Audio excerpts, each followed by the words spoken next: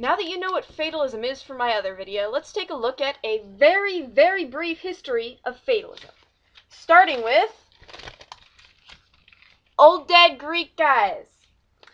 Now, the Greeks personified fate under the name Moira, and that was an unseen power that governed the cosmos. It was superior to the gods, and they couldn't escape fate either, and they were just as subject to it as we were.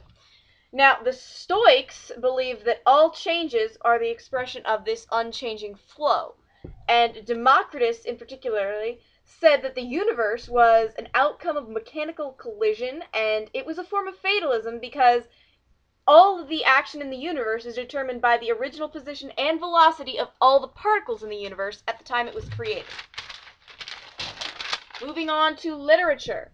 One person I want to point out is Shakespeare. He referred to Romeo and Juliet as star-crossed lovers. That meant that they were so star-crossed, a reference to astrology, that no matter what they did, they would not have ended up together. No happily ever after. Thank you, Shakespeare. That was a lovely thought.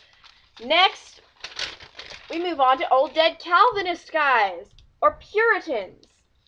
Now, they believe that God has already chosen who will be saved and who will be forsaken, so we are fated to our own afterlife.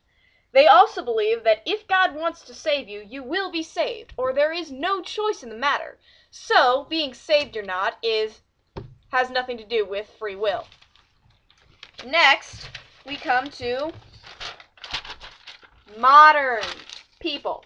Now, Spinoza has a pantheistic necessarianism argument that states that nothing is possible but what actually is. In other words, there is no free will in God or man, and the only outcome in the universe possible is the one we are currently on.